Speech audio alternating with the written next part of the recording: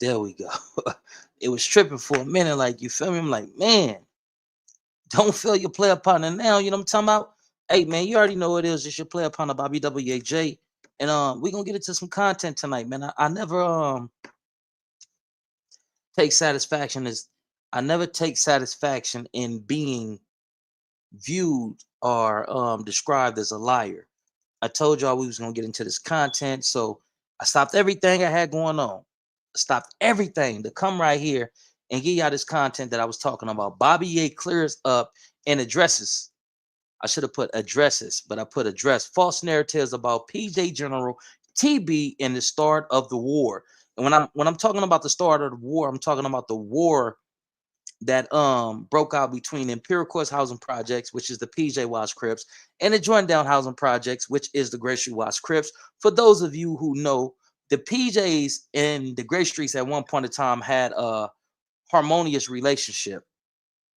We was like big brother, little brother, or we was like cousins of sorts. You feel what I'm saying? When once Gray Street was formed, we had an amazing relationship with these dudes. We used to party in a hood and they come to the Imperial Courts Housing Projects and get excuse me 1 minute, forgive me. I don't know why people be calling me when I be live. Maybe they don't know. So let me just mute this real quick.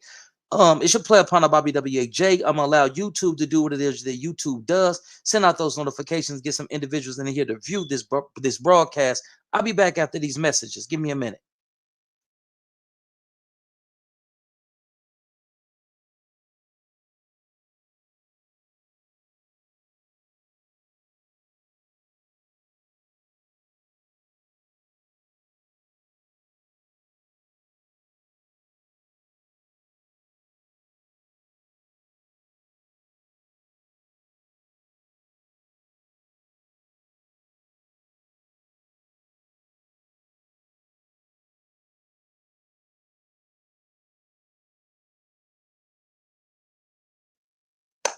Forgive me, my people. Tonight's broadcast is going to kind of be a lengthy broadcast because it's this amazing, phenomenal brother who I have learned a few things from out of the Jordan Down housing projects, and I want to allow him to fully express what was the climate when he was organizing and visualizing what would become known as the 1992 truce. A lot of people are unaware of the 1990 truce that was created in Watts, California. So I'm going to introduce you to that. So without further ado, man, this is one of my player partners from out the Joint Down Housing Project. This is Brother Daoud Sherrills. We're going to allow him to walk you to the point to where myself and individuals from my community disagree with a narrative that he put out there. But be patient. Watch the content. This content is coming to you by way of, I want to give them their credit, Wild Moguls TV. If you haven't done so just yet, please go like, subscribe, and share the content over there at Wild Moguls TV. So let me share this, let me cue this up, and we're gonna get into some content tonight, man. Come fuck with me. Like, what else? Man, what is the deal? What's popping? Trading war stories. What's happening, man? Peace and blessings to you and yours. Hey, LG, what's the deal? Blue man, blue man, blue man, blue man. Hey man, please, in any time, blue man, if it's anything that you want to add or if it's anything that you disagree with, please feel free to do so. We about to get into the inception of what would be later known as the 1992 P Street. You feel what I'm saying? So let's get into the content. Let me cue this bad boy up right. Chill, man. Share the screen. Go over here and do this like this. Hold on. Booyah. Share. Shout out to Wild Moguls Television, TV. Please don't get my page flagged. Pretty please, brother. Whoever's operating this channel, whoever's behind Wild Moguls TV, please don't give me a strike by sharing your content. So me doing my part to try to ensure that I don't get a strike every now and then, I'm gonna stop the video. I'm gonna say a little something, do a little commentating, and then we're gonna get back into it. But without further ado, here it is, man. Shout out to Wild Moguls TV, shout out to the Jordan Down Housing Projects, and shout out to the amazing Daoud Sherrills, man. Is it true that you guys tried to put together the truce by reaching out to all of the gangs and LA, and then it kind I want to stop it right there. You know what I mean? I just want to add this. In the inception of the formulation of what would be later known as the Watts Peace Treaties, or as the 1992 truce, right? The truce and non-duce. The PJs originally was not a part of the plan. So initially they was reaching out to all different hoods throughout Los Angeles and so on and so forth. But the PJs wasn't a part of the original plan. Just wanted to put that out there because I feel like it adds context to the content. Let's get into it. of went to you guys' original vision of bringing off all Yeah, Watts together yeah. first. Well, like I Minus say, the when PJs. Farrakhan came to town, and it was a lot of killing going on. He came, he had a tour, a Stop the Killing tour that he was doing around the country. He ended up coming to Los Angeles because at that time, Los Angeles was the mecca for murder, for gang, for black on black crime and murders and stuff. I think at that time we was experiencing over 3,000 homicides a year, Oh Mm. wow. and the epicenter was Watts too. You know what I'm saying? Because that's what a lot of the killing was going on at. And from that meeting, from that engagement with Farrakhan, that he brought over 1,500 Christian Bloods to the sports arena. From that, the follow-up meeting was up at Jim Brown's house, and that's how we I just had want the to say opportunity to this. meet Jim Brown. This meeting, if I'm not mistaken, don't quote me on it. Don't quote me on it. This meeting, or this public event of trying to derail, combat, or reduce the unaliving amongst African American males who were involved in gangs. If I'm not mistaken, Blue Man, please correct me if I'm wrong. Please do correct me if I'm wrong. I believe that this is the meeting where the Nation of Islam and the Crips and Bloods had a fight. I believe this is the meeting. Blue Man, is this the meeting that my kinfolks is talking about at the Coliseum? Yeah, I think it was the Coliseum, right? At the Coliseum, where certain things was said, certain words was exchanged, and then the Crips and Bloods began to fight the Muslims. Is this the meeting? Can somebody confirm or deny? Is this the meeting that the brother is talking about? I'm gonna give it 10 seconds. 10, 9, 8, 7, 6. That's right. Okay, that's the meeting. So this Stop the Unaliving meeting that the Nation of Islam, under the leadership of the Honorable Louis Farrakhan, they came to LA. And a lot of cats say that they came with the superiority complex, like, this is what it is. And the Crips and Bloods like, cuz, ain't this butter? Blood, ain't this butter? Hey, Blood, watch out. And they got cracking. So they say that they got off on the Muslims, and that kind of like created, that changed the dynamic. So what's going on? Like, you feel what I'm saying? Because they was coming out here with a positive message, telling the brothers, hey man, stop the violence that you're perpetrating and perpetuating on one another, because we shouldn't be killing our brothers. We should be holding hands and come together like men's and all this. And them Crips and Blood say, man, what is cuz talking about? And what you saying, cuz? And the Blood's like, what you saying? Blood was bracking. And they got off on the Muslims. It was a big ass. Can you imagine a gang fight between Crips, Bloods, and the Muslims? Like, that's crazy, right? I ain't gonna speak on the outcome. Maybe Blue Man can chime in and tell you what the outcome is. I'm just talking about the fact that the Nation of Islam stood their grounds and was out there doing their training. You know what I mean? They be trained and all that. They out there in the middle of the arena, and they getting cracking with the Bloods and the Crips. Like, you feel what I'm saying? Let me read this comment.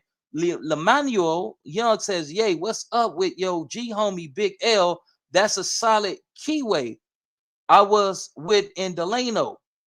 Which Big L? Both of the Big L's is cool. Both of the homies who names are Big L. They're some righteous brothers, and they're cool. Salute to the homie Big L, both of the Big L's, and shout out to the homie Lil L as well. Let's get back into this amazing content. My nigga got the limit. Is that a loquat or a kumquat tree? Or is that little mangoes? That's dope as a motherfucker, whatever it is. Let's get into the content. Because the follow-up meeting for the Stop the Killing tours with Louis Farrakhan was held at Jim Brown house. So we ended up taking a lot of the homies from the neighborhoods, who went to the sports arena to hear the speech, up to Jim Brown's house. And so when we got to Jim Brown's house, Nation of Islam, you had all these different factions that was in there. And Man, I wonder what was the climate. I wonder, was it a lot of tension in the air? Because mind you, that first meeting that they did, I think at the Coliseum, right? That first meeting that they did, they went at it with the Muslims. Like, I wonder what changed. I wonder, was the Muslims in a state of alertness? Or I wonder, I wonder if everything had been hashed out prior to the second meeting that was conducted at rest in peace to Jim Brown house. But let's get back into the content. Farrakhan was trying to, get people to come together and stop the killing during that first meeting we had at Jim Brown House. And then after that meeting was over with, a group of us, out of the Jordan Downs went back up and met Jim Brown because we was already organizing and trying to stop the killing in our neighborhood, trying to get our homies to listen to what we were saying as far as in stopping the killing and all that stuff. They wasn't listening at that time. They was heavy involved with that with what was going on. So we had an opportunity to meet Jim. Jim took a liking to what we was doing, what our mission was, and Jim had a program called Vital Issues that was already implemented inside the prison institution, which became the American. Okay. And so we met Jim. And shout out to the American program. I was a part of the American program. I really wasn't digging the instructor because he was like a cholo type of guy, and he like kind of like catered to like the young vatos that was in class. You know what I mean? He showed favoritism to them, and he didn't really fuck with the blacks. But something beautiful that I experienced during the American program is when we got the book, the curriculum, and it had all these different words for different ways to express how you felt. I love that shit. You know what I mean? I began to study those words. I try my best to incorporate them into my vocabulary, even though I fucked up a lot of them words. But I was thirsty for knowledge, and I wanted to, talk in a fashion to where it grabbed people's attention. So shout out to Jim Brown, rest in peace to Jim Brown, and shout out to everybody that was a part of the American staff. Let's get back into it. Jim took a like to what we're doing. We had a storefront that was in Watts off 103rd and Lou Dillon, where we were trying to be self-sufficient besides selling drugs. Okay. But we were still interested in trying to get our money, but we just didn't want to sell drugs and doing it. So our goal was to, take the money from the drug dealers. You know what I'm saying? Take the money from the drug dealer, utilize that money to self-finance ourselves and become self-sufficient. That's what. See, what this brother is on is the same tip that the Black Panther political party was on, and that other revolutionary black nationalist groups is on. Okay, we can't stop these dudes from peddling, these street pharmaceuticals in our community. So what we're going to do, we're going to take money from them. Some cases there was instances and whatnot to where these pro-black movements and organizations, they even went as far as to, running them dudes out of the community and, putting that fire on them and all this and all that. But for this brother to speak this shows the level of love and care and dedication that they had for the amelioration of our community and our people. Let's get back into it. What it was all about with the group of guys that we was networking and working with. And I'm glad we didn't get too deep into that situation right there, because it could have had a negative adverse effect by us targeting our own kind and trying to kidnap and take drug dealers' money and all that different type of stuff. So Jim Brown intervened on that. So we didn't have to rely on hard hustle and just hustling, because Jim Brown took a liking and he started paying the rent on our storefront that we had out at Watts. Okay. Which was a shout out to Jim Brown. Things that we was doing is, like I said, we just sell bean pies, sell newspapers. We was doing a lot of other things because none of us wanted to sell crack no more, because we was, considered a conscience and didn't want to be involved with no nigga shit. You know what I'm saying? So, so Jim Brown kind of like introduced us to his program, and had access to join forces, with him and bringing the curriculum that he had inside the prison institutions to the streets. And so from that, we started organizing and started having general meetings. And Jim, kind of like let us know that, that we didn't understand the system. We was like, fuck the government. We was totally radicals and nationalists at that time, and didn't believe and didn't understand the system, didn't understand the Constitution, didn't know what a council person is, a state assembly, we didn't know what none of that was. So we was all black nationalists. And Yeah. so I remember when Jim introduced the name of the organization, a corporation that we was going to start. It was called American. And man, you should have seen us. We was anti-American. We was like, we ain't no motherfucking Americans. The white man is the devil. It was nationalism mixed with the nation and mixed with gang member mentality. So just imagine we gang members, we got the Nation of Islam, and then we black nationalists, and all this stuff was who we were, And so when Pause. man, Pause. Pause. We're gonna pause it right there. if a terrorist group would have got a hold of us at that Listen to time this. and had money, we'd have been totally radicalized. Wow. We would have been totally radicalized because we really believed in our ideology and philosophy. But This level of this revelation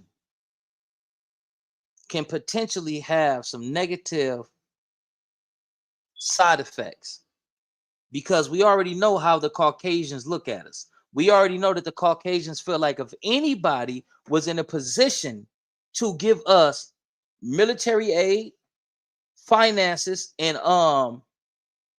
guidance, the United States government automatically assumes that we're going to join a terrorist group and become, domestic terrorists and things of that nature. And I feel like what the brother just said, it kind of like substantiates their suspicions about Crips, Bloods, GDs, Vice Lords, and all that. They look at us being anti-government. They look at us being what is the word anarchists and anarchy and engaging in anarchy, being anarchists and all this type of shit. Like, but I understand where the brother coming from, but me, I feel like we got to be a little bit more conscious of what we put out there because it can play into the stereotypes and the suspicions that white folks have against black folks coming from the ghetto. But the brother ain't did nothing wrong. He's speaking, he talking that talk. Let's get back into it. Jim Brown intervened. Jim Brown told us America is the best country ever. He said the only problem is that you guys don't know how to access it. You guys don't know how to get your tax money to come back to your neighborhoods. And he said, you give me some time, I'll explain and I'll show you guys all this stuff. And so we sat back and allowed Jim to mentor us through this process and understanding what the system is all about because we didn't have a clue what was going on. And so from that, we formed American, which was a for-profit corporation that focused on life management skills. And so all of us had to go through the curriculum, you know what I'm saying? And so we went through that curriculum. And at that time, we had over 28 different warring factions that used to meet at Jim Brown's house. And we was the executives and employees of the curriculum. So we had T. Rogers, from the jungles. Shout out T. We Rogers, had rest in Big peace. Keystone from Shout Rolling out and rest in peace to 60s. Keystone. We had Rosalind Cash and Big Philippe. They was representing the Venice showlines, and they used to bring the Venice showlines up there. And we had brothers from V&G, you know what I'm saying? Then we had a host of brothers from the Compton Santanas and all that stuff from the Compton car.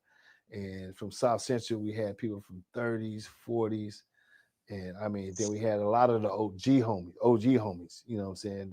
The Baby Hueys, the Batmans, and all that. And so we had over Rest in peace to 28 Batman. Six different pack East warring Coast. factions that decided to come together as a truce. A lot of people don't understand the truce means bringing opposing forces together. Is to focus on either a ceasefire or a peace treaty. But we had peace and we was trucing up at Jim Brown House in the midst of a city that was at full scale war between all of our neighborhoods. Now, what happened that it couldn't really fully formalize?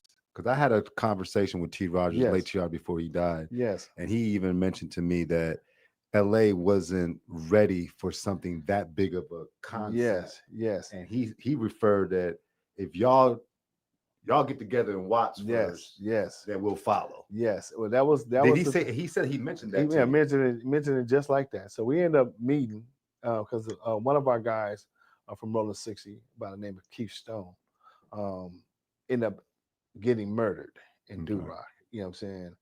And and from that sparked the whole conversation about getting back out there and creating peace. Because at that time we had examined the whole crack cocaine era, how they were saying everybody was making billions of dollars, millions of dollars, and all these different type of things. Shout So out to when we Sister was Kamika meeting, Willis. the Much reality love, was Queen.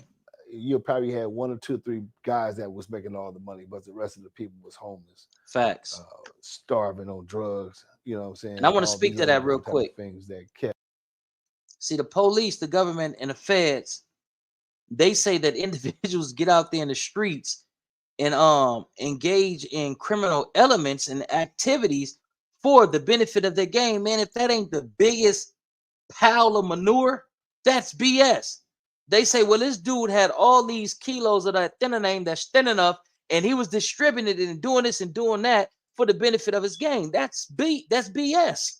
Because if it was like that, then the whole set would be on. Everybody would be having money. Everybody would be having paper. Everybody would be able to move their family out of these impoverished and destitute communities. But it's not like that.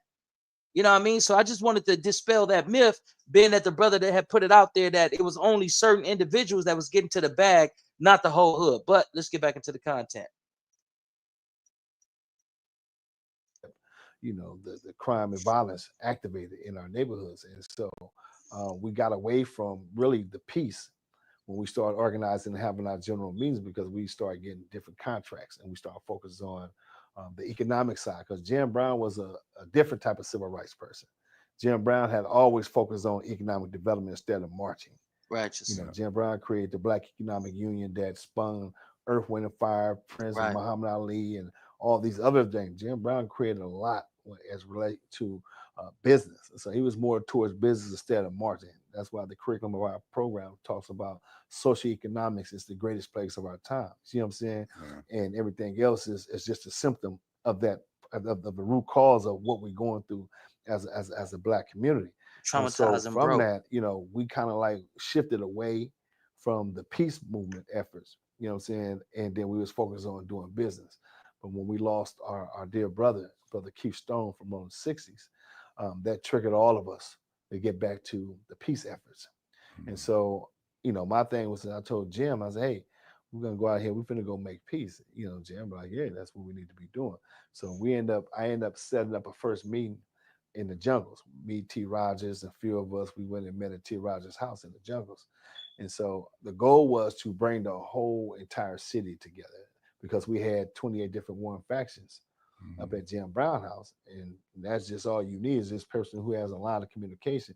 The strategy is a different thing. And so I remember recall talking, we in there talking like we're gonna bring the Venice show lines, the Rolling 60s, the Grape Streets, the Jungles.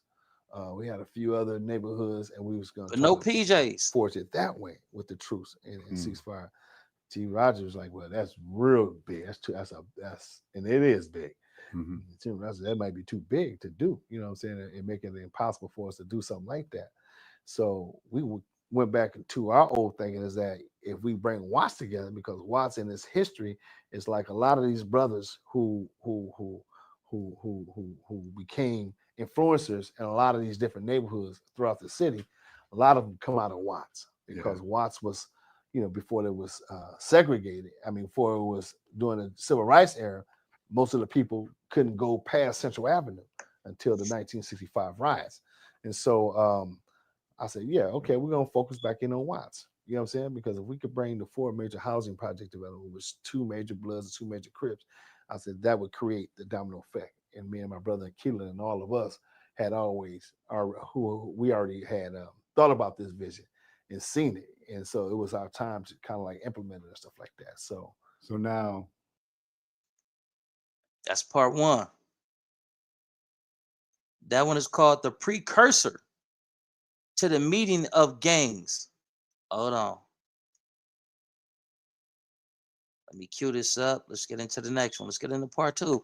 How y'all feeling tonight, man? Y'all doing cool? Y'all feeling cool? That mind right? That diet looking a little better? I gotta know, man. I gotta ask y'all these type of questions, because these are the type of questions that we need to start asking one another. How you doing mentally? It's an unfortunate and crazy situation. I'm gonna say this, and then I'm gonna get into something else. I told y'all years back I was chopping game with one of my homies, and his demeanor is just off. Like it wasn't him. I mean, I asked him, was he cool? But we got this bravado. Yeah, I'm cool. I'm straight. Even though a motherfucker may have the weight of the world on his shoulders. You know what I mean? We feel like we can't talk to individuals because individuals either gonna get mad at you and run your business in the street, or people gonna look at you like you're weak because you're dealing with real life situations. We go through shit. A man is not supposed to allow his emotions to govern him, but a man is supposed to be able to exist and control and manipulate his emotions to his advantage. But hear me out. When me and homie get off the phone, some said call that nigga back, and I called him back. And that's when he told me, man, this is what I'm going through. And I was thinking about getting rid of myself. And I had to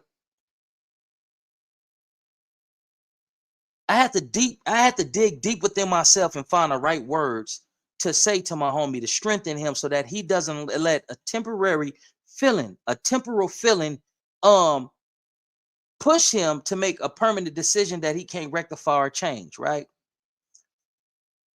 Recently, one of my kin folks, man, he was on the internet going through some stuff with his old lady, saying this, that, and third, so on and so forth, and all this. So me, when I see people going through things and they're crying out on social media, I don't care if it's just a cry for help. I'm gonna be there. I may not have the finances to give you, but I'm willing to listen. And if you need some assistance with in regards to housing, um, mental health, anything, whatever you need assistance with, even finances, if I got it. But that don't mean start. Oh man, Bobby, yeah, I'm going through it. Can I get 10? I ain't got 10. I just ain't got it right now. But to get more serious about it, man. One of my kin folks, I ain't gonna say his name and all that, but he's my blood kin folks, like, right?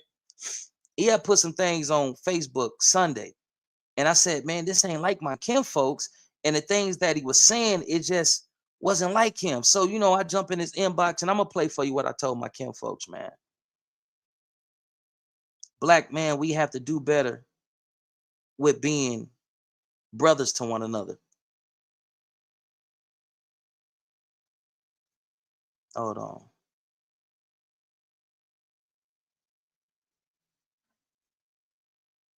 When we see a brother in need, man, like, we got to step up, homie. We got to be there.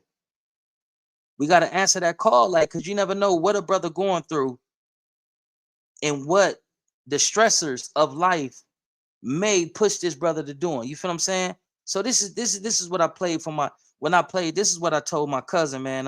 What my kin folks, when he had expressed to me that certain things was on his mind. Hey man, watch the dinner now, man. Hey, we all been through it. In order to get through it, you gotta go through it. My nigga, keep your motherfucking head up. Protect your thoughts. Find some type of productive outlet. Stay to start working out. You know what I mean? Don't start smoking more weed. Don't start drinking more liquor if you drink.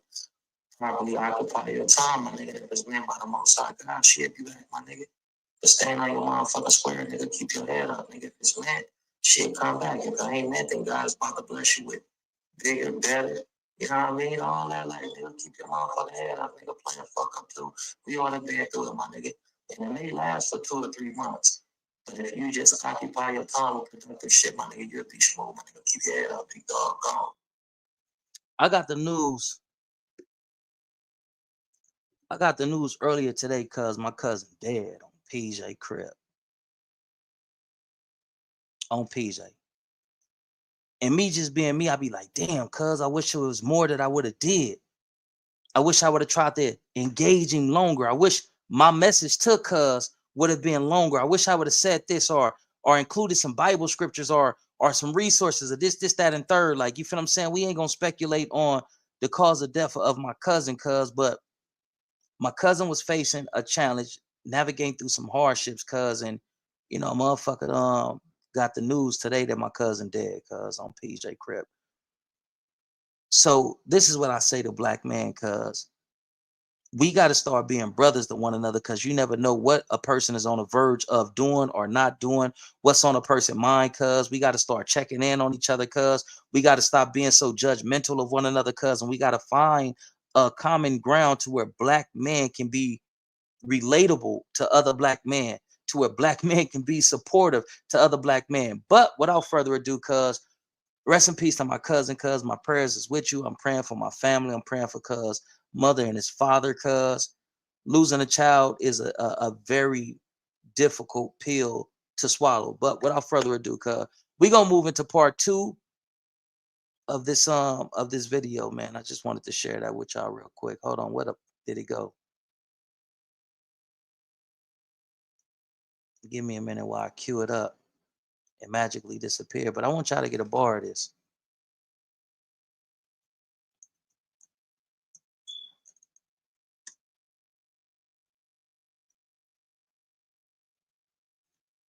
Man, how y'all feeling though, man? How y'all mental health doing, man?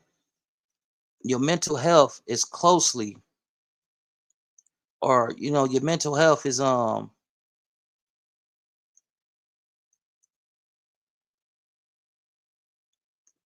impacted by your diet.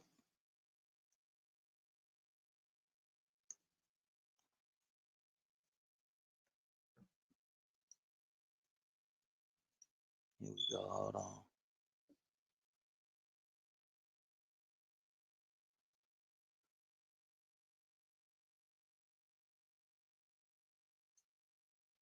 Let's go right here.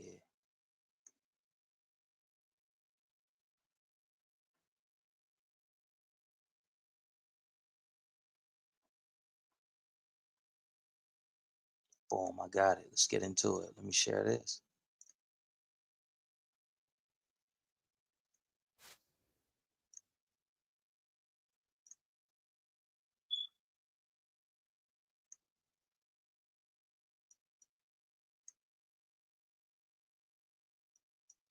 And all the warring factions together, and they're creating a document. Wild Moguls TV, salute to From you. that Please don't flag my channel. from that moment when you realized you guys had to go back to Watts, how long did it take, and what was like the first initial steps that y'all The do? first initial steps was for me, I remember watching television because I'm a big history guy and I like to follow wars and conflicts. And I was watching I was watching news, and I think it was the History Channel. And on that, I was looking at the treaties between Japan and America. And there was they was doing a ceremony for peace that ended that war. And I remember it was on the ship, and I was looking at it, and I was like, "Oh man, that's how we should do it." You know what I'm Very saying? For intelligent one, you're brother. looking at it, the world sees it, and I was like, "Man, they're bringing all the warring factions together, and they're creating a document and a declaration to address the conflict and find solutions on way on how to rebuild." So in my mind, as I'm looking and visualizing this stuff, I say, "Hey, that's what we need to do." And I was because you always trying to figure out how to diffuse something without blowing stuff up. Hmm. And I'm like, that's the perfect way of doing it. Is doing it in that way. Getting all the warring factions, 10 members from this side, 10 members from this side, 10 members from this side, but the 10 members have to be all a part of all these different cliques. Because I understood the how the neighborhood structure was. If you look at Grape Street, look at all these other different neighborhoods, no one person run these neighborhoods. Not one, not two, not three, because these neighborhoods have a lot of people. Like in my neighborhood, we had over 7 to 10,000 people, and so we had all these different cliques Damn, from different that's a sides of the big ass hood. project. So you Seven to had ten to thousand actually people. go and That's meet with that's those who had influence in that's all deep. these different cliques to be able to really get a consensus if people wanted to do something positive or they wanted to do something negative. And that was the reflection of all our different neighborhoods. The structure was damn near the same. You go in LA, you think I got him. You got somebody in the neighborhood that don't like him that'll still Facts. That's fuck some real you up. shit. You know what I'm saying? If you ain't go talk to him too, Yeah. then you'll put them at conflict, and that's how a lot of stuff is happening in these neighborhoods. And so when I seen that, I was like, man, I went back and I said, man, we want to. I said, what I'm gonna do? I'm gonna have a brother go research these treaty documents, and that was brother Anthony Perry. Anthony Yeah, Perry. I asked him to go and research the USC library and pull out some apiece cords. So now, who is Anthony Perry? Anthony Perry was a brother that was with the Nation of Islam. Okay. Yeah, he was a Nation of Islam guy because, like I say, during the Stop the Killing tour, it was really organized by Minister Farrakhan, the Nation of Islam, and that's who spearheaded us coming together at Jim Brown House. And so, when we started doing the stuff with Jim, a lot of some of those we had a fact. Real quick, in 1989, brother Twilight Bay from out the Hacienda Village projects, and some brothers, some Crip brothers from out of I believe South Central, maybe the lower bottom, like right. They got together and they attempted to create a blood and Crip peace treaty or ceasefire in 1989, but it didn't go through, right? A few years later, Daoud Sherrills, Aquila Sherrills, Elementary, Dwayne Snipe Holmes, and Big Serpo, Red Rooster. These dudes will get together and they will successfully put on a peace treaty of sorts, right? But in 1989, they didn't have a Jim Brown. So it shows how important it is to have a LeBron James to say, you know what?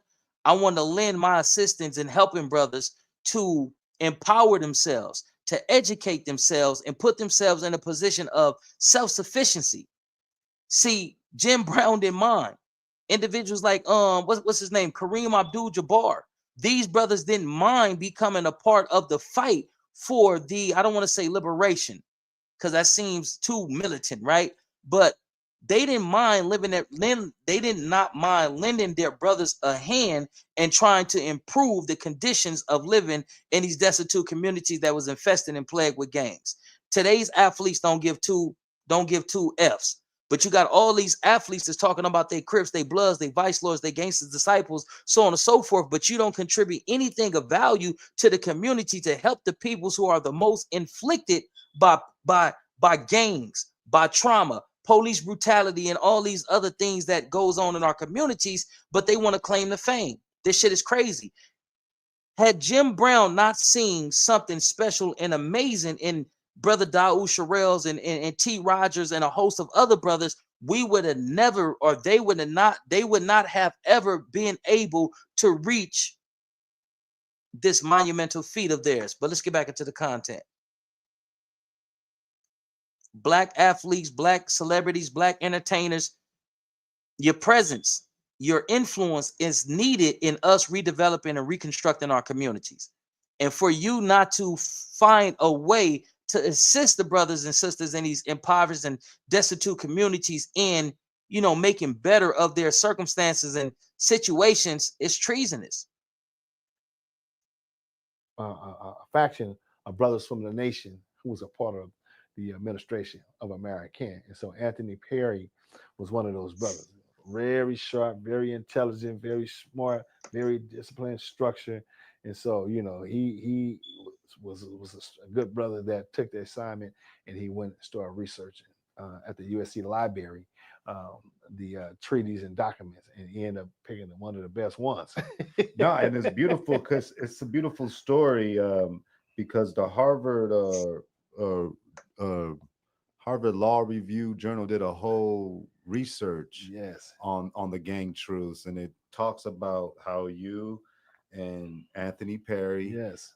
came with the Yes. treaty, and it actually says that you suggested that we get a written document and it needs to be a treaty. Yes. And it said that Anthony Perry went to UCLA and got the Egypt-Israel Israel, armistice armistice agreement. armistice Yes. agreement, which Yes.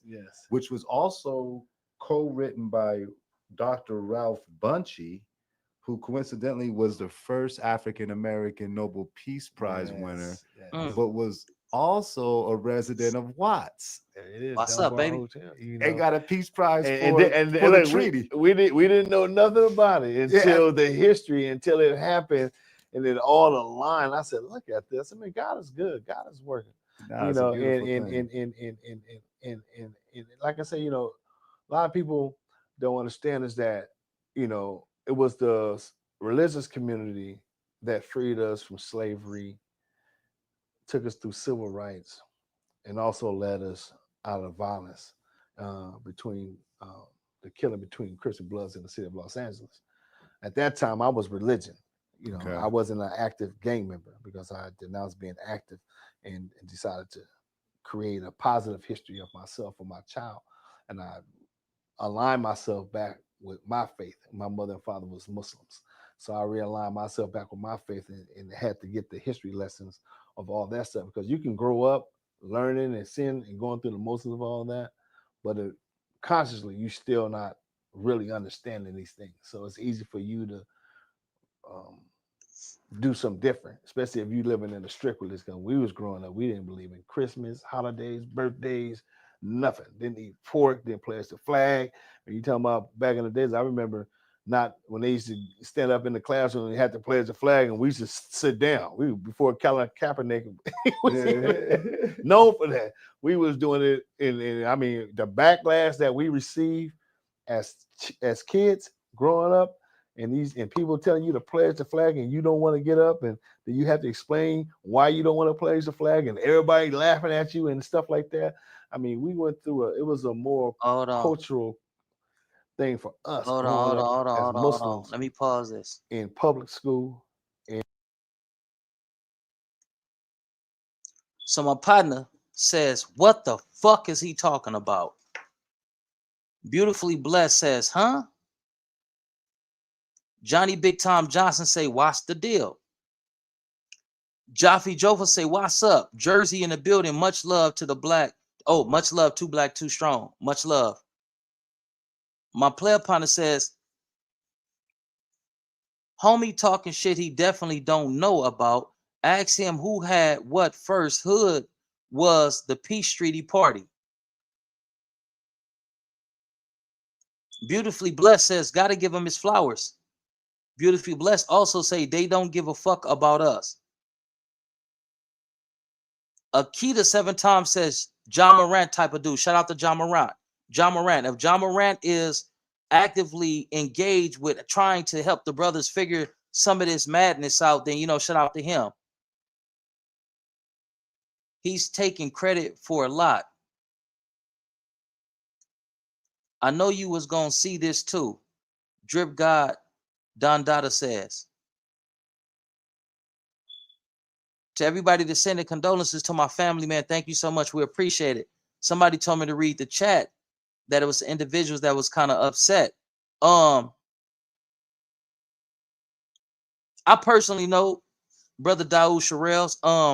And as of right now, from what I know, from my understanding of the historical events that led up to the peace treaties, majority of what he's saying is accurate. You got to understand, in the initial planning of the peace treaties, it did not include the PJs. They was not fucking with the PJs. But I feel like before we jump to conclusion, let's just let the brother, finish expressing what he's expressing, because around this time it wasn't really no PJs at the initial planning of the peace treaties.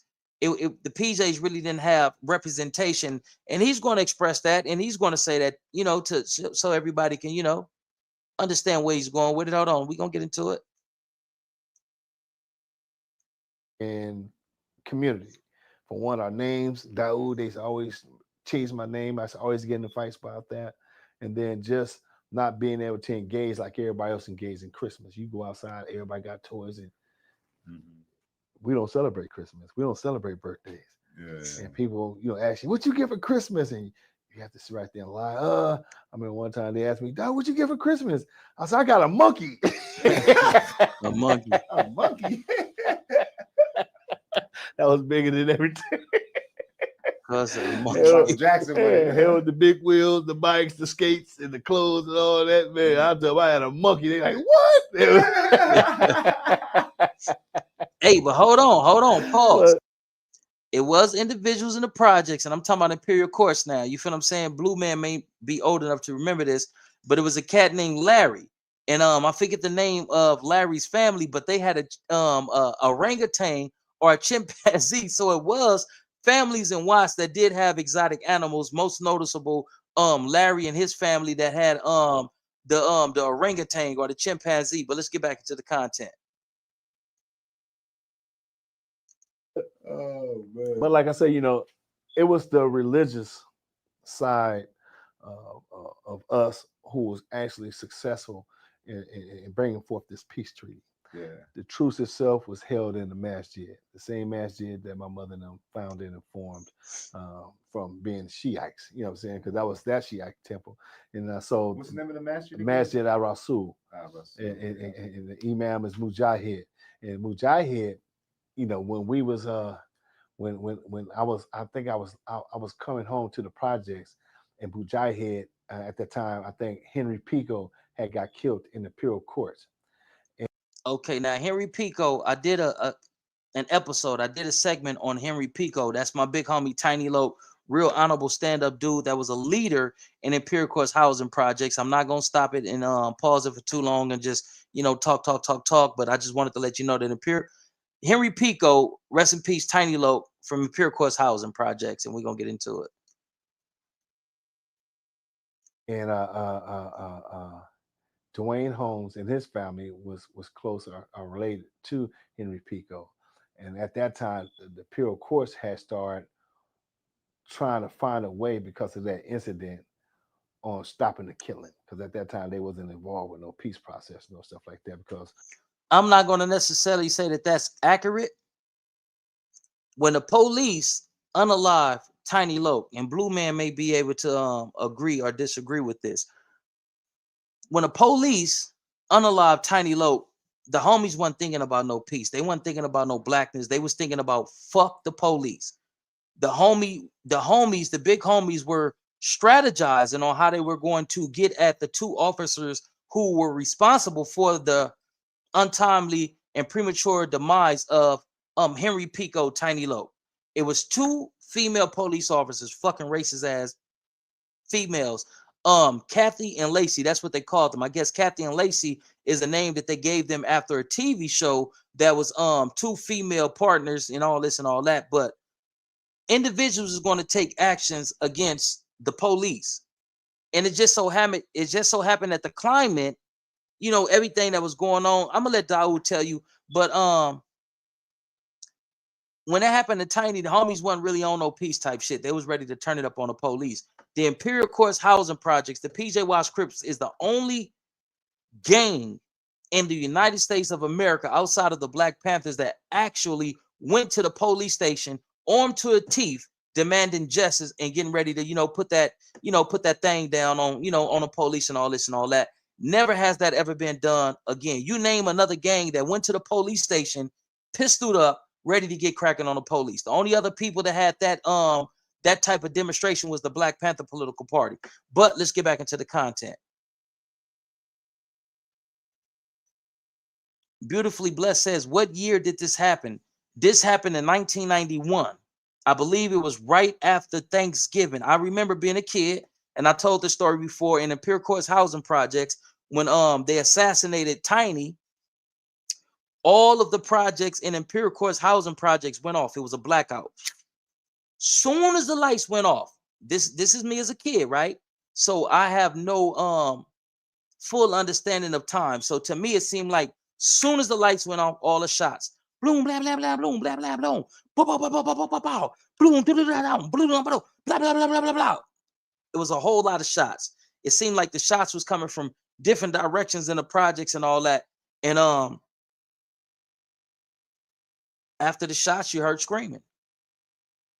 My family there rushed out of the door. When you looked across the street from the Honor side, directly across the street on the Bull side,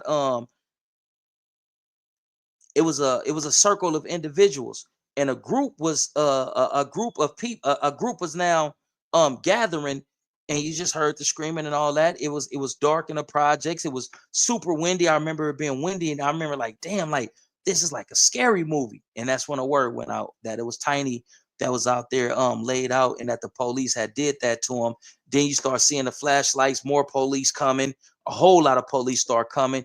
You hear the homies out there arguing with the police screaming out orders and instructions. It was crazy as a motherfucker, man. But let's get back into the content.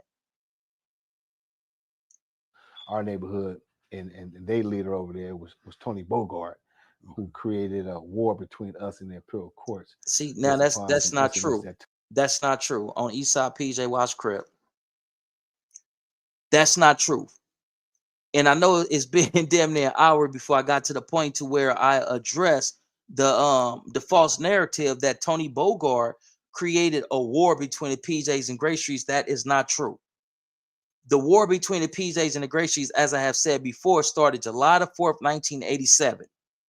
A whole lot of Gray Streets and a whole lot of guys who was originally from PJs who had turned Gray Street because the Gray Streets, they was getting money. And when they were getting money coming from these destitute communities, a lot of peoples was flocking over there because, these dudes had nice cars. The PJs had nice cars too. Some of the original ballers in Watts, some of the we gonna get into this, but some of the original ballers and Watts came from the Imperial Courts housing projects. It was two specific dudes that was originally associated and affiliated with Imperial Courts housing projects, but the Lokesters and a couple of other individuals started to mark them out, punk them, rob them, and all that. And some of them went to the Nickerson Gordon housing projects. Some of them turned Gray Street. You know what I mean? All this and all that. But a lot of Gray Streets had came to the Imperial Courts housing projects. Some of them were former PJs. They used to be from PJs. When they come over there, my pops is in my grandmama Cadillac. My grandmama tell my pops like, Big June or Junior is what she called them. Man, look at all these dudes over here, man. Oh, and I think my pops raised up and he seen that the Gray Streets was trying to create a circle around my Uncle Mookie, which is my father's brother, right? So my pops run down there, my grandmama in tow. Now my other family is coming out. It's the projects. Now everybody's coming out. And these cats from the Jordan Downs, these Gray Street dudes, they out there big, they be out there, they out there big talking. Oh man, we'll make these motherfuckers do this and do that and F these dudes and this mother and kiss my and whoopty whoop. I'll make this mother suck my whoopty whoop and all this. So my daddy like, hold on. No, I mean, you ain't about to come over here disrespecting, and you motherfuckers ain't gonna do nothing to my little brother. So the Gray Streets, they came over there kind of deep. They out there big talking. This one particular dude running his mouth, got on a car, talking about what he gonna have somebody to do, so on and so forth, and this, that, and third, and these PJ niggas is this.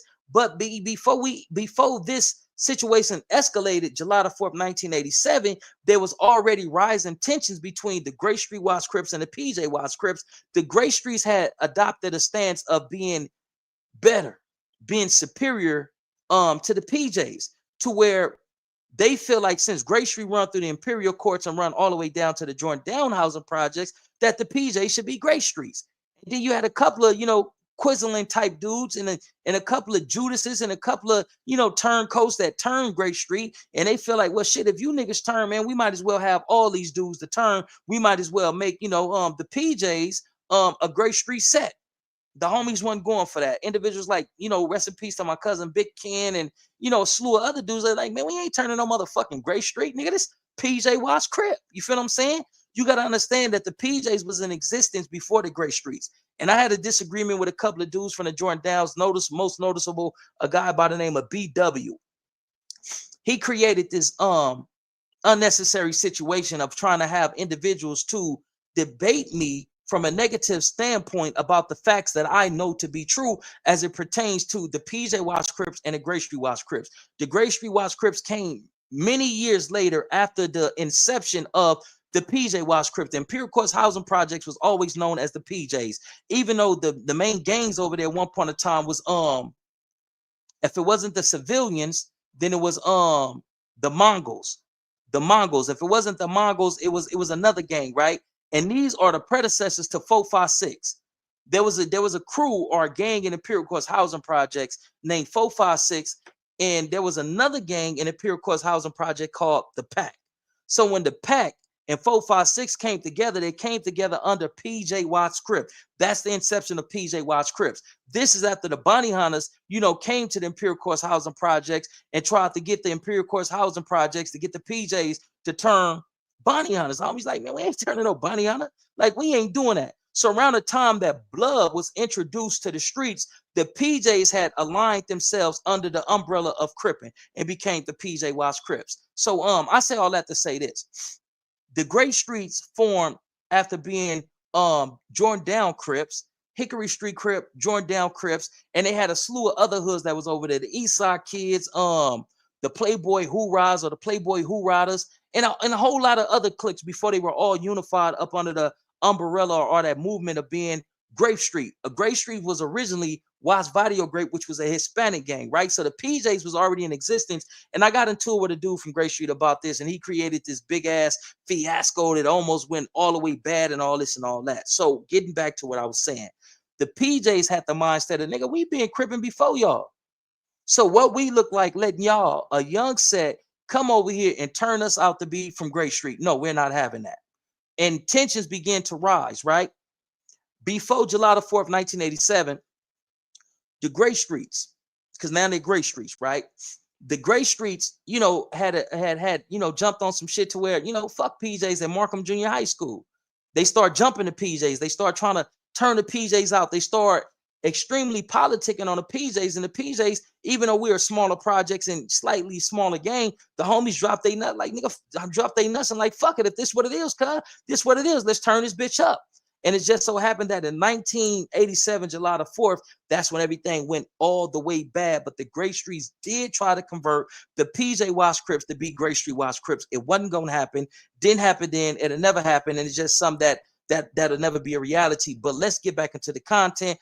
And I disagree when a brother says that Tony Bogart started the war. Tony Bogart did not start the war.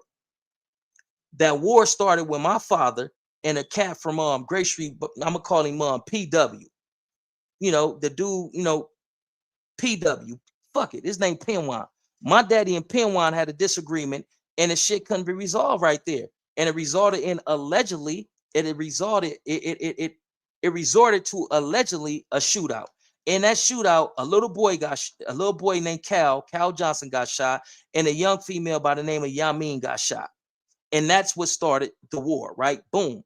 So after the shootout, the Gray Streets doubled back and they killed my Uncle Mookie. July the 4th, 1987. My Uncle Mookie was the first casualty of this PJ Gray Street war. That's how the war started. That war didn't have a motherfucking thing to do with Tony Bogart. Tony Bogart, when he got hit up with a K, Tony Bogart got shot by the Gray Streets, right? And I got permission to talk about this. Nobody can be prosecuted. No criminal charges can be brought up against nobody. None of that. I consulted with the big homies and I have the authorization to speak on this, right? When they killed Mook, Tony Bogart didn't start that war. The Gray Street started that war, but a lot of people's come with these false narratives. Oh, it was the PJs and this, that, and third. It was Tony Bogart. He was a bully. He was this. No, Tony Bogart was a real general. When they killed my Uncle Mookie that night, Tony Bogart and the rest of the homies was at Western Surplus buying as many bullets, taking guns and all that because they was getting ready for war because they shouldn't have did that to Mook. Mook wasn't a PJ Watts Crip. Mookie was a black cat. Mookie was a black cat just like Ray Bright, Eddie Swims, and my Uncle Mookie, Bad Habit Rabbit. These individuals that were still in the community that had the mind state of Black Panthers, to where they taught karate to the kids and they mentored the kids, and they were trying to move in a fashion similar to the Black Panther political party. That's why they called themselves the Black Cats. They trained the kids in karate. I told y'all the story about Ray. We're not going to get into that, you know what I mean? But I'm just giving you the backstory of how the war actually jumped off. They struck first. They came over there, big wolf, and somebody should have hollered at Penwan, because back in those days, we didn't allow individuals to disrespect elders. There was a whole lot of elders out there. It was niggas, mamas and aunties and grandmamas out there. And this dude is, fuck these niggas and whoop, whoop, whoop, and all this and all that. And in the midst of that, rocks started being thrown. It was an exchange of rocks. Cal got hit. Yamin got hit. Many years later, due to some other type shit, right? TB had an excellent relationship with a lot of Hoovers.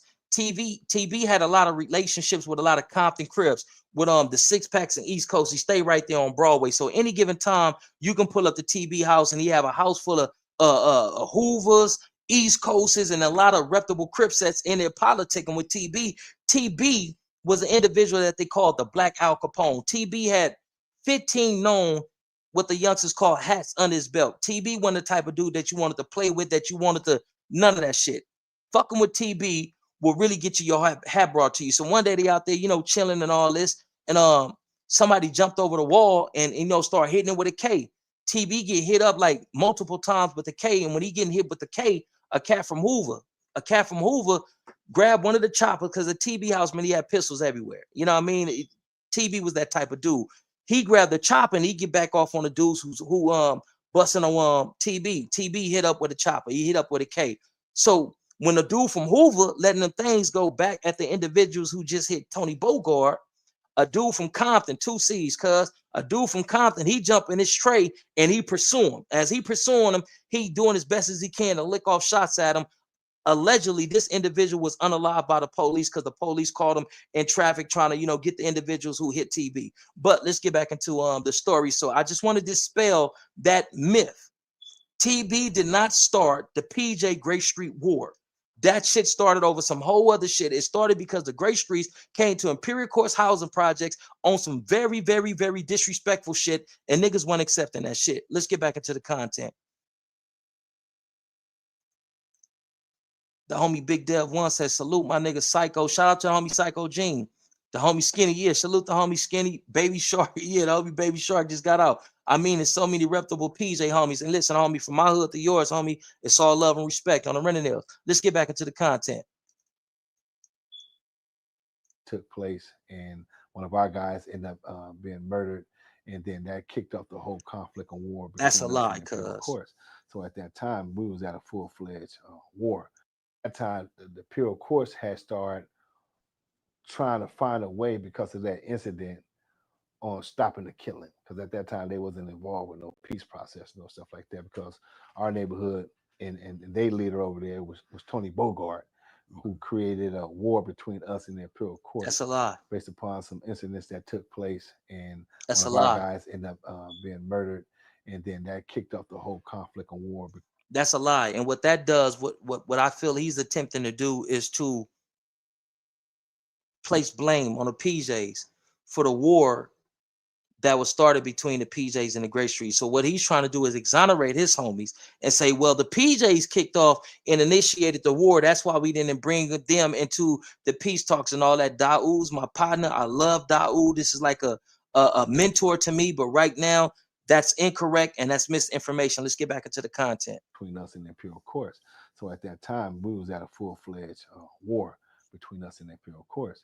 And when Henry Pico ended up being murdered by LAPD, that triggered in young Dwayne Holmes that he wanted to find a different solution because he was burning up and mad as hell that the LAPD had killed his people.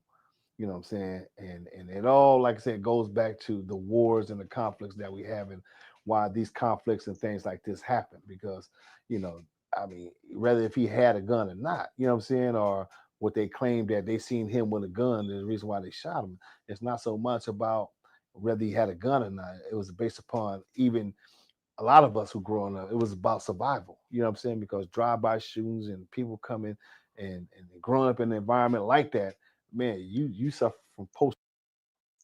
It was alleged that the big homie Tiny, rest in peace, had got off on the police. It was alleged. They never recovered a gun. And when they did, from what I was told by a certain member of his family, is when they printed his hands, when they examined his hands, when they did whatever they do to try to detect gunpowder was no gunpowder on his hands.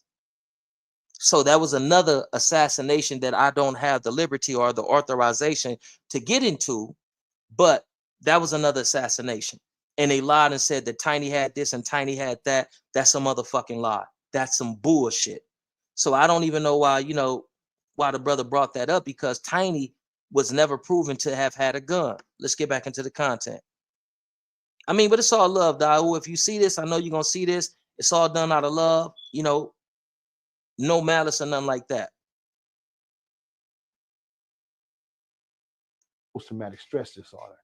And so what they claim is that they seen him with a gun and they never found it. They ended up killing him. That sparked in Dwayne Holmes. He wanted to be active and do some things and trying to change just, from the injustice that they had experienced. And so Mujahid ended up going to a candlelight vigil in the Imperial Course and meeting with Teresa, which is Dwayne's mother, and Dwayne them, and sharing what they wanted to do as far as in taking people down to the city hall to protest would have to Henry Pico. And so at that time, I'm working on the treaties document inside USC, and I'm finding a way. How do I outreach? You know what I'm saying? Mujahid had two. He was the religious person that was around this. And Mujahid had the relationships inside the Nicholson Gardens because Masjid Al Rasul is on 112th and Central, the heart of the bounty hunters. You know Okay. and so we, growing up, never was going to get caught on that side of the tracks. I don't care if it was churches, religious institutions, or anything, stores, swap meet, gas stations. We're not going to get caught over there in the state of mind, far as from a gang banging standpoint of view. And so I remember seeing Mujahid. He was coming to our house because I guess he had got the message with Dwayne, and so Mujahid wanted to come and find us. And at that time, Mujahid knew that we was organizers, working with Jim and working with certain things. So Mujahid was coming to meet me, coming over to the house. And so when we linked up in the Jordan Downs, and he was talking to me, he was talking about Dwayne Holmes. He said Dwayne Holmes want to do a march, you know what I'm saying, for social justice, would have to Henry Pico, and he want to be able to get some brothers over here on this side to go to City Hall, and protest. And so I was like, wait. I was like, I'm working on. I told him I'm working on a peace treaty, a gang truce document. And I said, well, let's schedule a meeting at the masjid because I want to present what I got. You know what I'm saying? That could supersede just the social justice stuff. Because if we stop this killing, that would prevent them from coming over here, and it would prevent innocent situations like that from happening because we was causing all this stuff based upon our wars and conflicts and stuff like that. So Mujahid was like, okay, yeah, we'll schedule a meeting at the masjid. I said, cool. So I went and reached out to a lot of my guys, you know what I'm saying, older homies, younger homies, and I was telling them about, what I'm saying, I was going to go over there and meet with these brothers about a peace treaty. So I got the support and backing for some of the influential brothers that was older than us in our neighborhood who wasn't with the fuck you, fuck that mentality. We had a lot of homies that was kind of like educated, that was in the game, that had influence, that seen us organizing and going up to Jim House. We took a lot of them up to Jim House who participated at the Stop the Killing a thing with Louis Farrakhan. And so we had a conscience of brothers who was in 1 foot in and 1 foot out. And so they gave me support. Say, okay, just go over there because we're not gonna go. You know what I'm saying? Yeah. The first meeting going over there to the to the masjid, they didn't want to go because they thought it was gonna be an ambush. Yeah. So I was like, well, I'll go. You know what I'm saying? So I ended up taking myself and one of my other little tiny little homie, little homie, he was a young brother named 12. I ended up taking him to the first meeting. You know what I'm saying? And we ended up meeting at the masjid. How did that go? Oh, it went good.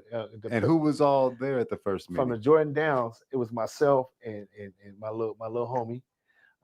And from the Imperial Course, it was Teresa Holmes, Dwayne Holmes, Red Rooster, and there was a guy named Serpo. Rest in peace to Red Rooster. Rest in peace to the big homie Serpo. Twilight, and then Twilight ended up inviting another brother out of Circle City Power Rules in Hacienda by the name of Alonzo. And then Mujahid had also brung from the Nixon Gardens. Rest in peace to Twilight Bay. It was Big Gush. You know what I'm saying? I think it was two representatives from the Nixons. The first ever meeting, and so we get in there, and I'm decked out in a suit. You know what I'm saying? So I ain't got no colors, or I got a full suit on. They thought I was from the Nation of Islam. I was Muslim from the neighborhood. You know what I'm saying? But I had you on the wrong side of the tracks. I'm not going over there dressed in a white shirt. And as a matter of fact, like I said, when I changed my lifestyle around, two things that I did, I took off the culture. One thing you want to do when you transition in out of that environment, you have to change. You have to make a 180 change. Yeah.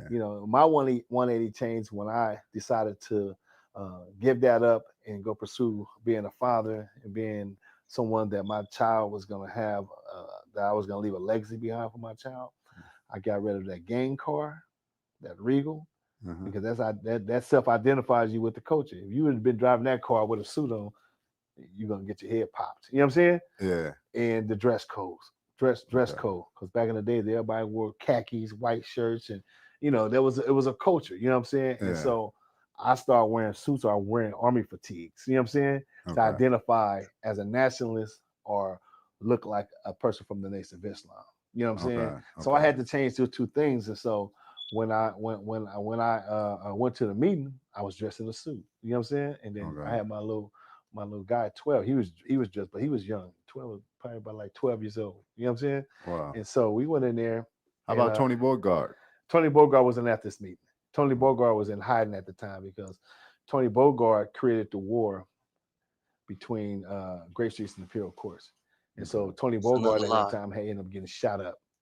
He Okay. was got shot with an AK, almost got killed. And so he was in hiding. You know what I'm saying? It's a lie. I went to the meeting. I was dressed in a suit. You know what I'm saying? And then I Okay. had my little guy at 12. He was just, but he was young. 12, probably about like 12 years old. You know what I'm saying? Wow. And so we went in there, How and about Tony Bogart? Tony Bogart wasn't at this meeting.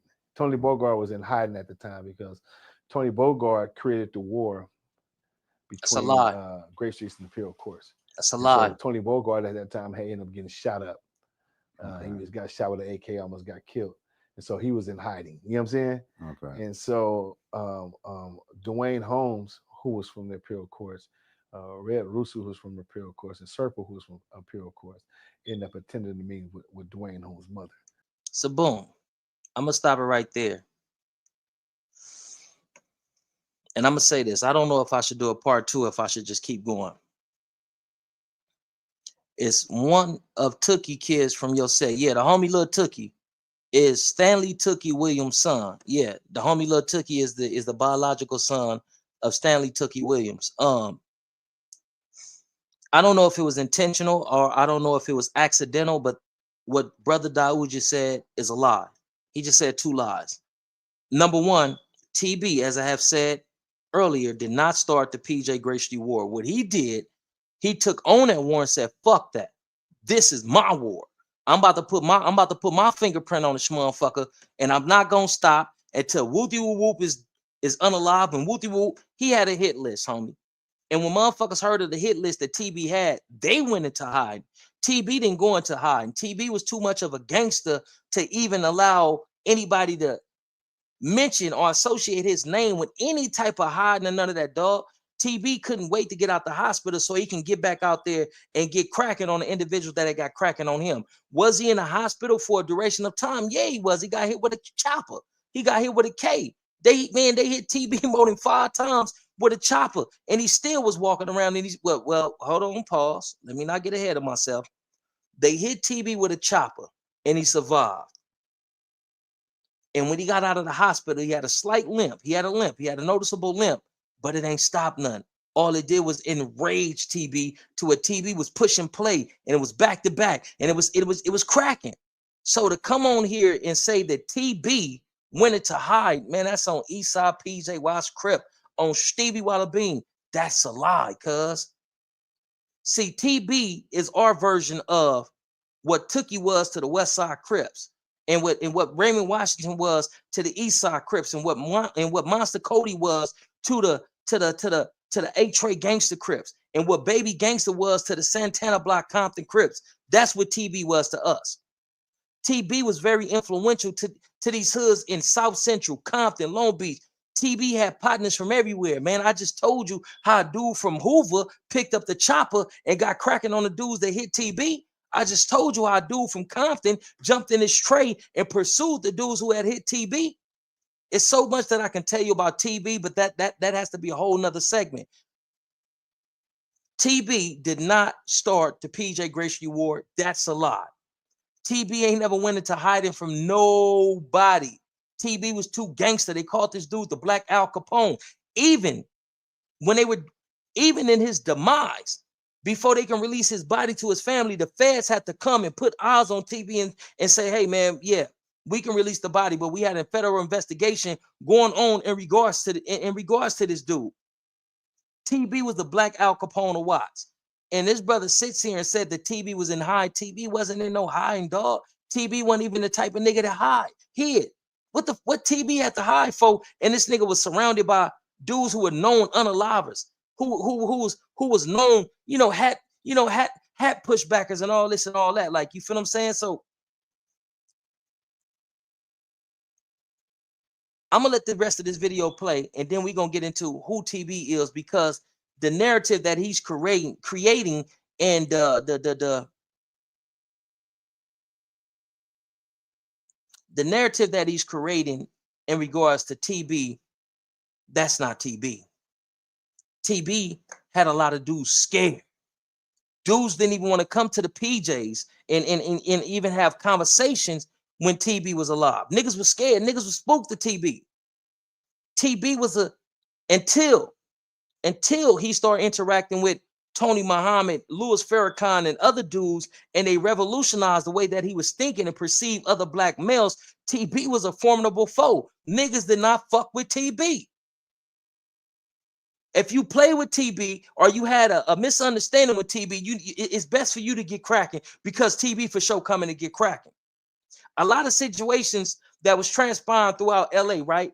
When dudes was getting kidnapped and jacked and all this, nigga, that was TB. That was a general from the projects that was pushing play on niggas in South Central, Compton, Long Beach, all throughout LA County. That was a project nigga from Imperial Course Housing Project, had other niggas that was under his leadership, that was under his tutelage, that he was pushing play on niggas, pushing play on niggas.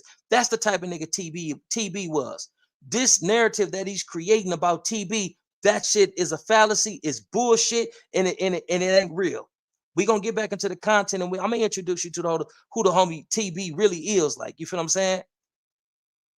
You know, and I'm stuff like that. So I kind of laid it out, you know what I'm saying, that when I was there, what we were trying to do was come together with a truce, a ceasefire, and establish a peace treaty. And so we got to have that conversation about that, how would that look, how would that work, what we have to do. So my thing was just, explain to him what we had to do, because understanding the culture and understanding how the neighborhoods were structured, that everybody had to go talk to all the different cliques and get them to buy in. You know what I'm saying? How long did that take? Oh, it took the second meeting.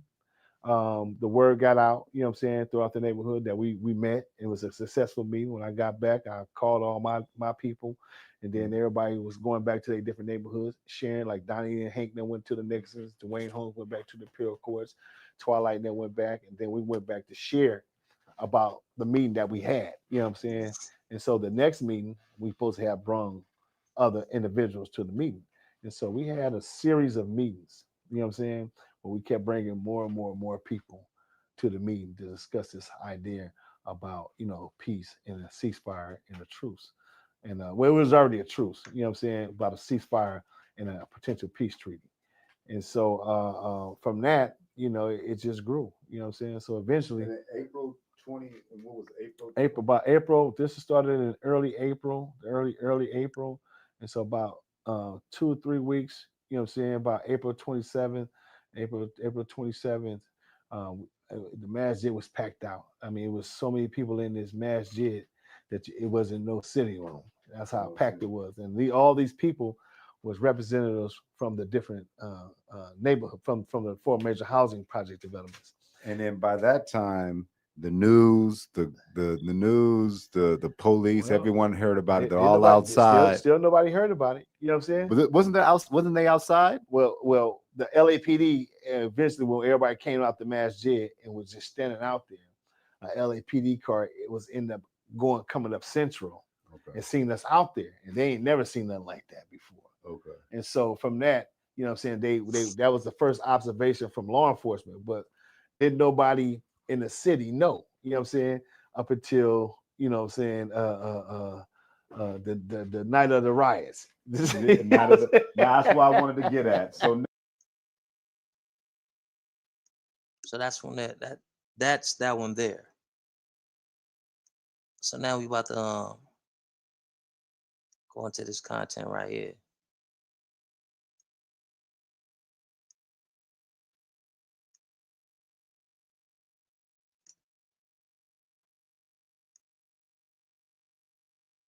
This is a movie about the truth that I had the opportunity to be a part of.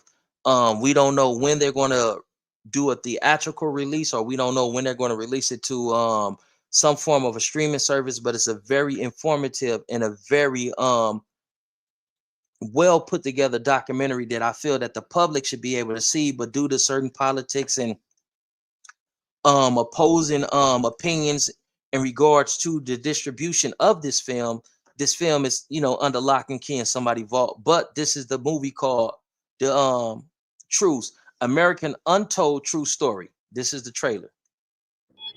Dreams are the things that reality is made of. The truth allow people to dream again. That tell you the power and the strength of what we done. Watts, we was like the mothership of all gangs. This neighborhood where I belong to is called Grape Street. A few miles up the street, you have the Imperial Courts, which is considered another Crip neighborhood. Man, this the projects, man. This is a whole nother fucking world, homie. You hang out in the toilet, you gonna get in some shit. If we go back west, those sides of the tracks is what you consider the blood side. You got to understand that this shit is a way of life. It's individuals who gonna die at 55 and 60, still saying blood and still throwing up a gangbanger sign because that's all they know. These was the major four factions that was at war with each other prior to 1992. The late 80s, gang war was at an all-time high. It was about the colors. I mean, that was how we identified each other. We was representing blue, they was representing red. What separated us only is the train tracks. You had two choices in the 80s. You either accept the crack and use it, or you get money. I chose to get money. Check me out. We used to call it the bloody 80s. When you came outside, you couldn't walk out on the streets. LA was experiencing about 1,100 murders a year, and Watts was the epicenter of that war. A lot of us just said, you know what, enough is enough, man. How are we gonna say the future of our children? Everybody knew what we were doing was wrong. We always elementary, Great Street Crip. We unify the four major housing project developments in Watts, that we'll create a domino effect around the city, around the nation, which will go around the world. And April 28, 1992, history was created. Shout out to Akila Sherrill. It is the first of its kind peace treaty between Crips and Bloods to lay down their arms. After 2 decades of war and nearly 10,000 gang homicides, it would certainly be an historic settlement known in the hood. Crips and Bloods to lay down their arms. After 2 decades of war and nearly 10. See, now the Mexicans say, oh, blacks are racist and they were racist against us. But what does this say? Crips, Bloods, Mexicans, 430-92 together forever tonight. So when individuals come with this false narrative that blacks was doing this to Mexicans and blacks didn't have no respect towards Mexicans and all this and all that, you clearly see we didn't exclude them. We included them. We have always been pro the improvement and the advancement of Mexican people. So when they come on here and they create these false narratives about this, that, and third, that's bullshit. We got the proof. It says Crips, Bloods, Mexicans together forever tonight. And this is 4/30/1992. But let's get back into the content. 1,000 gang homicides, it would certainly be an historic settlement known in the hood as tying rags. In the first 2 years of the peace treaty, gang homicides dropped 44% in Watts. 44% in Los Angeles came to almost a standstill. We were in peace, man. We were happy. I mean, you could walk across the tracks freely. 25 years later, we have a decrease in violent crime throughout the country. But that part of the history, they constantly try to tuck and hide away because nobody doesn't want to get that's me, cuz. Hold on PJ. That happened nationally.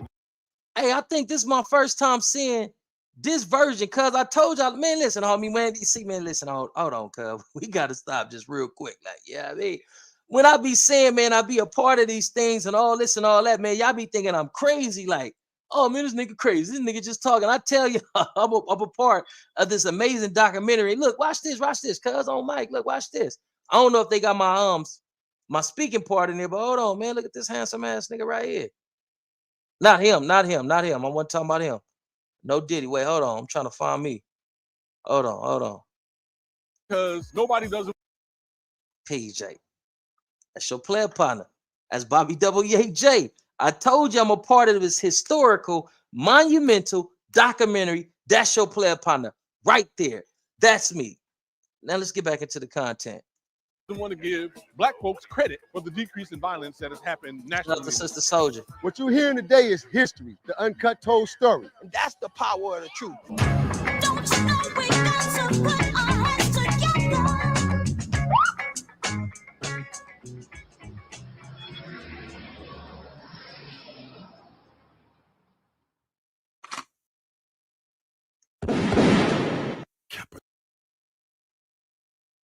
We need that documentary. I don't know what we got to do, who we got to talk to get that documentary out. We need that documentary out. On my mama, we need that documentary. I connected the producers and executive producers of this amazing documentary with my people who was instrumental and monumental in Imperial Dreams getting released. I can't talk about the politics of it, but we need that documentary, man. People, the children around the nation need to see that documentary. But let's move along and let's move strong. We're going to get into who is Tony Bogart. Tony Bogart Thomas. Tony Bogart Thomas was, whose legal name was Tyrone Tony Thomas, was a prominent figure in South Central Los Angeles, known for his role in initiating the 1992 Watts gang truce between the Crips and Blood gangs. He was an ex-convict and former member of the PJ Watts Crips who became a symbol of redemption and peacemaking in his community following the truce. Peacemaking efforts. Thomas co-funded the nonprofit organization Hands Across Watts, which aimed to promote business ventures for reformed gang members. He gained national recognition for his work and was invited to appear on an Oprah Winfrey show.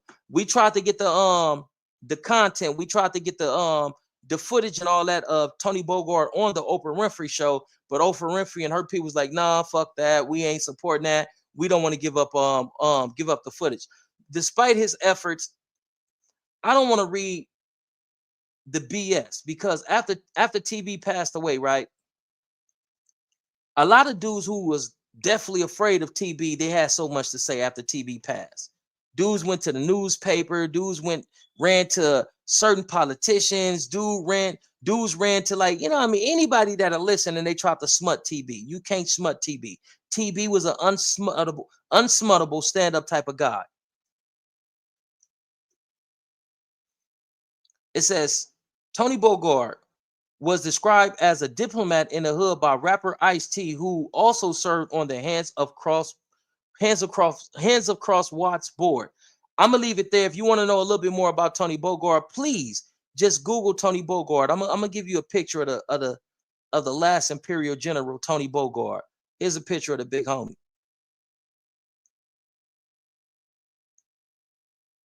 Let me see. That's a news article. I think this may be it. Hold on, I think this may be it right here. All right, there it is.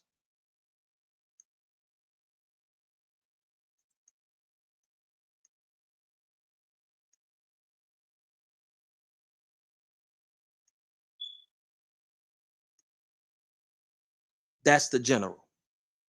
That's the big homie, Tony Bogart, the last real imperial general. There's been other influential homies that have stepped up to the position of, leader, but nobody comes remotely close to what Tony Bogart contributed to Imperial Courts housing projects, the PJ Watts Crips. And for that, we're going to commemorate you, cuz, and shit, nigga, we love you. We miss you, cuz.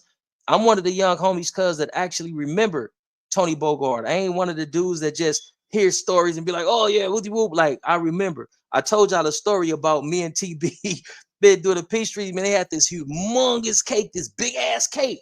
And I'm like, man, can I have some of that cake? He was like, man, you don't want none of that cake, man. I'm like, yes, I do. He's like, no, man, niggas did this to that cake and did that to the cake. Niggas was taking cake and, putting it on each other's face and smashing niggas' heads in the cake, kicking the cake, throwing the cake up, because it was a celebration. This is an Imperial Courts housing project, but it was this big ass watermelon right there. So I'm like, man, can I get some watermelon? He like, yeah, man, go home and tell your auntie whoopie whoop and all that, send me a knife and we gonna cut you some watermelon. I'm like, nah, she ain't gonna give me, she ain't gonna give me no knife. He's like, man, yes, she is. Just tell the TV told you to come and get the knife. It's short shit stank on East Side PJ Watch Crib. My auntie was semi-mean. She ain't fuck with a lot of people.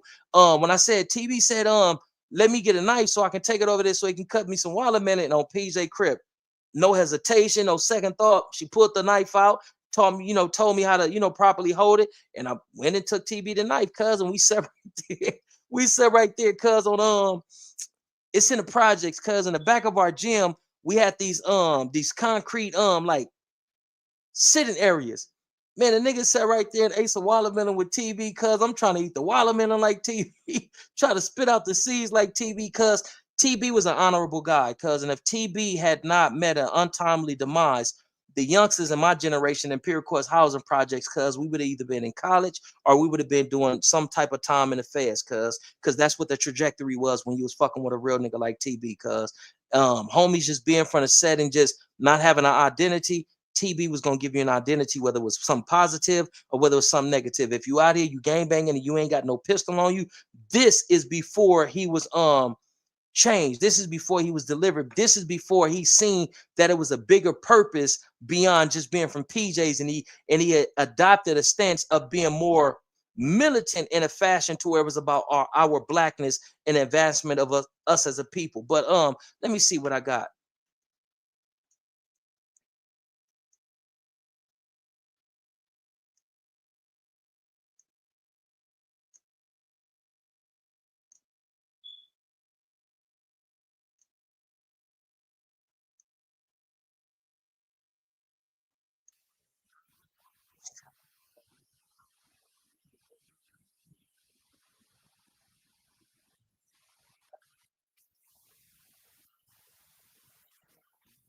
Right.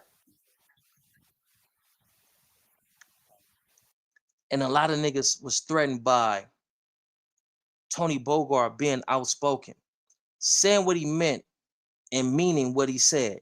That's the type of nigga Tony Bogart was. That's the type of brother he was. Tony Bogart wasn't the type of dude that have a disagreement with you and take the passive aggressive approach. Like, no, if he didn't like something, he spoke up against it. If you was a sucker and you wasn't the dude that you portrayed yourself to be, Tony Bogart was gonna call that out. If you was a sucker, don't go around Tony Bogart because you already know what the outcome was. And that's in regards to the peace. That's in regards to the peace that was going on and in the game world. If you wasn't this, then don't go around Tony Bogart pretending to be this. Because at the end of the day, Tony Bogart was an alpha male. He spoke what he meant, and he meant what he spoke, and he stood on what he was about. And that's just is what it is. You wasn't going to be a proclaimer. You wasn't going to be a masquerader and come and masquerade in the presence of TV, whether you was PJ, Great Street, Bunny Hunter, Tin Line, anything. If you weren't who you say you were, then Tony Bogart was going to call you out on that. Tony Bogart was gonna check you. He was gonna get at you. And a lot of people was checked by Tony Bogart, and they had ill will. They had hatred for Tony Bogart. That's why when Tony Bogart passed, now all these dudes is coming out the woodwork and they go into the newspaper. Oh, he was 1 foot in, 1 foot out of the streets. He was this, he was that, wooty woo. Motherfuckers was hating on Tony Bogart. Motherfuckers hated Tony Bogart because they couldn't beat Tony Bogart. If it wasn't for Tony Bogart, I'm gonna tell you this right here, cuz it wouldn't have been no P Street. If they didn't get the Tony Bogart and Bull Capone from Fatre Avalon, he tells you the story about it. If it wasn't for Tony Bogart, cuz it wouldn't have been no P Streety. It don't matter who organized it. It don't matter who was a part of the initial talks. All that shit don't matter. Wipe your ass with that shit. Throw it in the trash. Flush it in the toilet. I don't give a fuck. If it wasn't for Tony Bogart, it wouldn't have been no P Streeties. And that just is what it is, cuz. Let's get back into the content. But you also have to give the homie Red Rooster honorable mention too, because Red Rooster was a very, very influential brother in the success of the P Streeties as well. But let's get back into the content.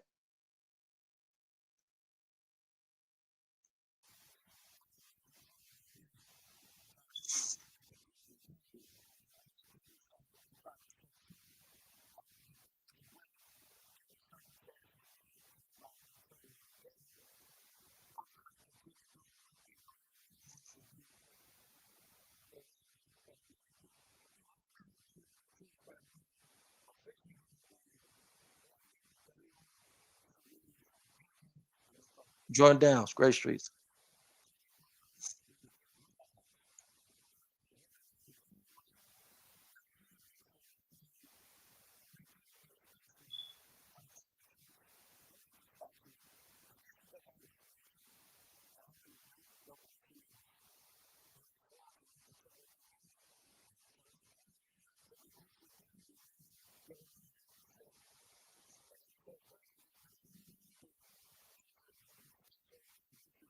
From Swans. Rest in peace to Mustafa.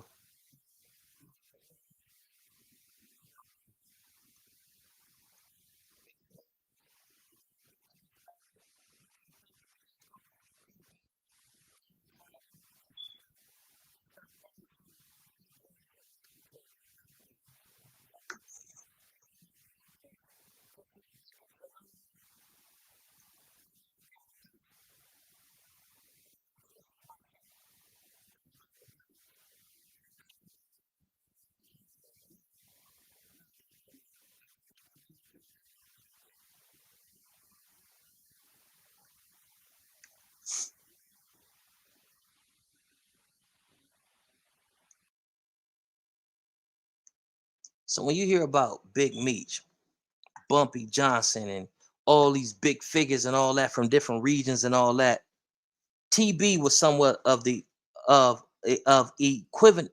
TB was the equivalent of that to the Imperial Courts housing projects and other regions and in parts of Watts and all this and all that. I had disagreed with something. Oh, y'all couldn't hear the sound? Yeah, I don't know if y'all can hear me or not, but this is what I'm gonna say. I had got into a slight disagreement, or I said some things that I probably should have did a little bit more homework in regards to brother Malik Spellman. There was a segment of the Peacemaker. Hold on, let's just pull it up, cuz. Let's pull it up so y'all can understand where I'm coming from.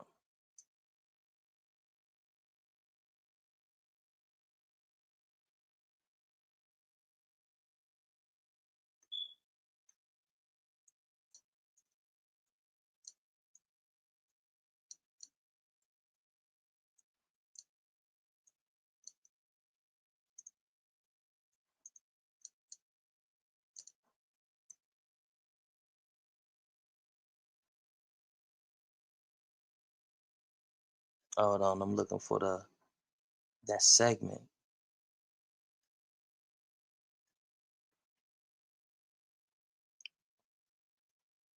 of the Los Angeles Peacemaker.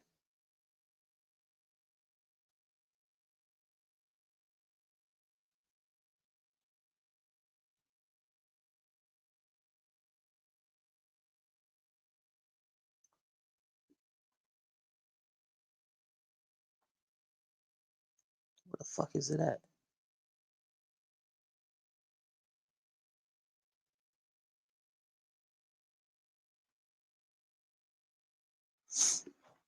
Hold on.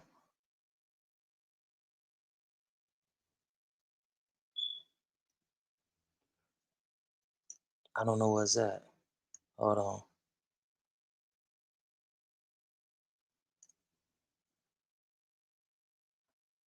Here you go, right here. I don't know if this is the one with the homies.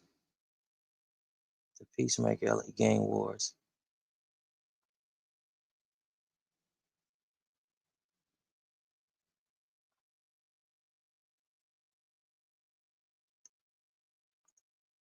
The Peacemaker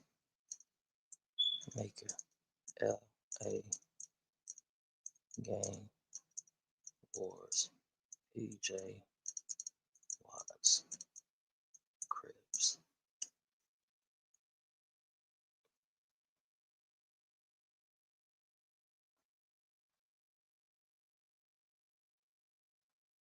Here you go, right here. I think you gotta pay for it, cuz. Let's see if they give us a preview of this motherfucker.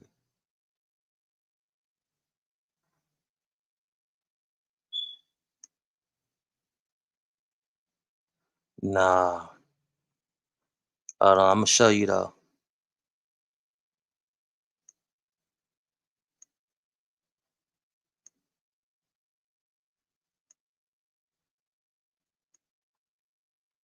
Boom, this is it right here.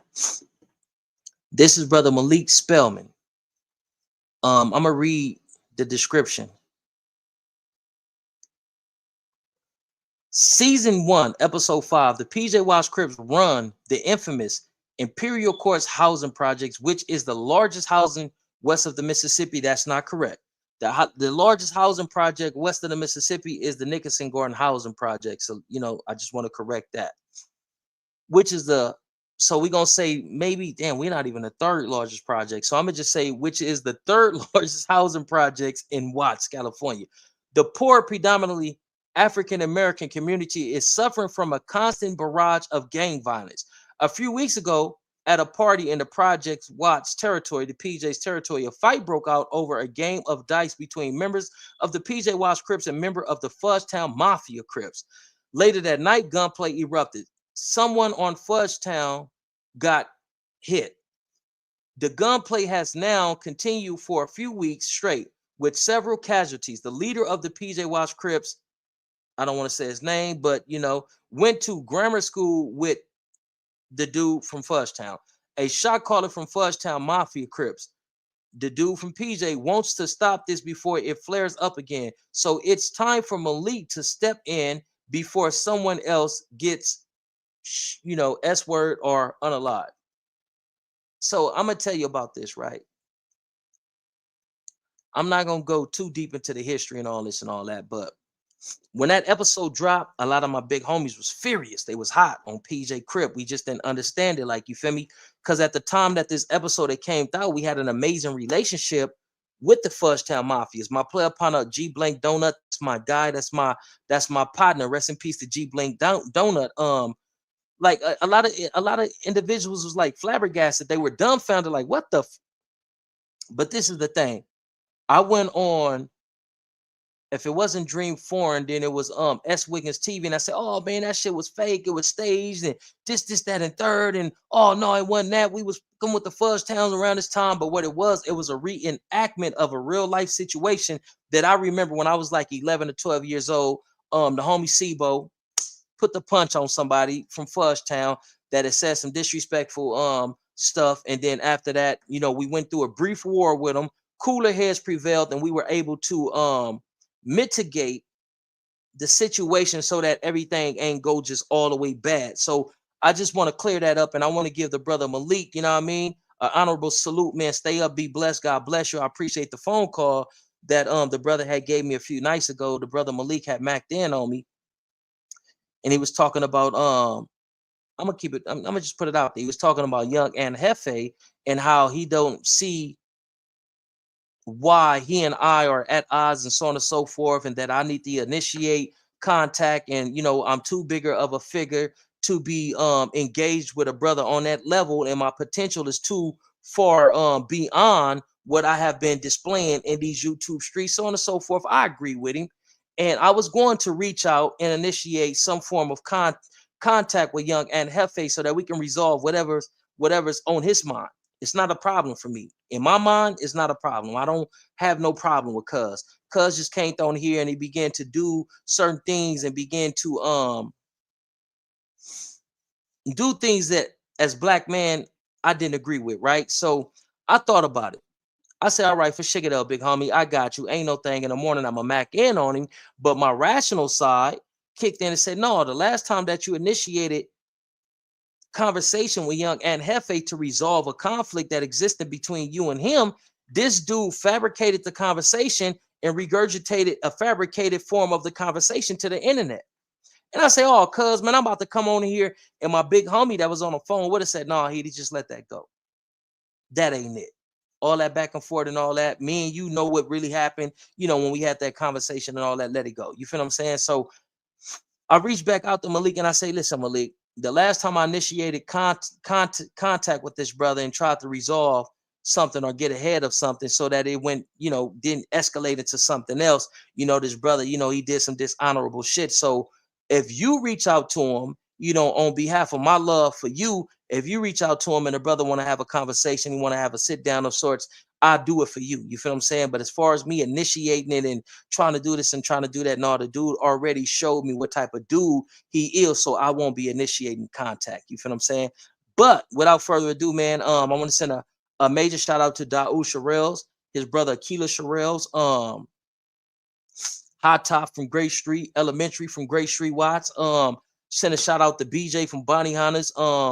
Send a shout out to Frank and the other individuals from the Nickerson Gordon Housing Projects that initially came to the table. I want to send a major shout out to Dwayne Snipe Home. I want to send a shout out to Rare Rooster, rest in peace.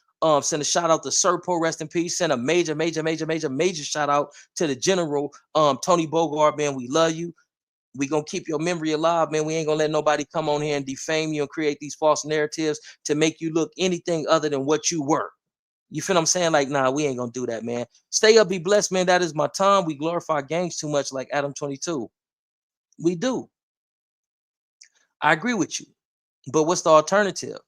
Do you have an alternative that you would like to, share with us? How do we combat that? Like, how do we change that? How do we reduce, minimize that? Like, if you got some ideas and concepts, or you have some form of a curriculum or a blueprint on how we shift this, then, I would like to hear that. You know what I mean? Beautifully Blessed says, what is your advice for the youth pertaining to gangs? Don't join gangs. It's no future in it. It's no point in being a gang member. It doesn't serve a purpose outside of individuals who don't have positive, strong black males in their lives, and they're looking for a place to belong. They're looking to belong to something, and they are looking for an identity. But now is the time for us to change that. Now is the time for us to start getting these young black males together and start teaching them about our true history that goes beyond slavery, teaching them who we are and how some of us are indigenous, just giving them an identity outside of the gangs in the streets. So to the kids, don't join gangs. That shit is stupid as fuck. It's counterproductive. It makes no sense, especially at this day and time where technology is ruling and controlling everything. Go be a scientist. Go be a tech guru. It's a lot of things that you can do other than devote your life to some shit that won't devote any type of legitimacy or any type of positivity or anything of substance to you. Do not join a fucking gang. It makes no sense. It's pointless. Read a few more comments and I'm gonna jump up off this thing. Can't Complain says, salute to the brothers and sisters in the chat. Most definitely. Sagittarius Jones say, I think they removed most of his videos from the internet. I think so too. Malik's a very, very powerful brother, man. Shout out to Malik. It's another mentor of mine. West Coast Music Upload said, not on the street TV video. Oh, West Coast Music Upload said the sound, Bobby. Kamika Willis said, this is very interesting. I appreciate you, Queen. Beautifully Blessed says, I just chat GPT'd him. Hopefully you were impressed with the information that they gave you about the brother. Sagittarius Jones says, yeah, we own Black Power. Keep it crippin'. In Damoon, Vice Lord, and however they do it, GDN, and all that, you know what I mean? But we have to change the dynamics. That is my time. It is your player upon the Bobby WAJ. If ain't nobody told you today, I love you, cuz on PJ Crib. We lit as fuck. Listen, on me being us, man, that shit is lit as fuck. The way that we articulate, the way that we gesticulate, the way that we put on fashion, the way that we assign value to everything. Now it's time for us to start assigning value to ourselves and one another. Now is the time to start turning over a new leaf so that we can have these harmonious interactions with one another. Like now is the time, man, we lit as fuck. Imagine if we had our own thriving, fully functional communities. Everybody would be, trying to get a subscription. What's going on over there with them niggas? Everybody will be trying to buy houses and apartment complexes in our community, in our independent, self-sufficient cities, and so on and so forth. We lit. But this inner rivalry, this internal war that we have been under for the last 30, 40, 50 years, that serves us no purpose. Let's get rid of that shit, man. Let's party. Let's make money. Let's travel the world. Let's establish our own self-sufficient communities. You know what I mean? That's my time. I'm about to get off this thing. Two black, too strong. We all we need. We all we got. Let's live in peace before we be forced to rest in it. Hold on. We just got a new comment. I'm going to read that. Kamika Willis says, blessings, brother. Blessings to you as well, sister. Sway Gaming says, being black first before anything. Oh, my mama. That's what I'm pushing, big dog. I am a Crip, but I will never put my rag before my race. Beautifully Blessed says, hit that like and subscribe button, chat. Hey, if y'all can hit that like and subscribe button for your player partner, man, that would be very advantageous for my channel and what I am trying to do with this channel. But without further ado, man, y'all step and be blessed. I got some shit that I gotta go handle. Y'all step and I love y'all. God bless y'all. Too black, too strong. We all we need. We all we got. Let's live in peace before we be forced to rest in. And with that, I'm gone.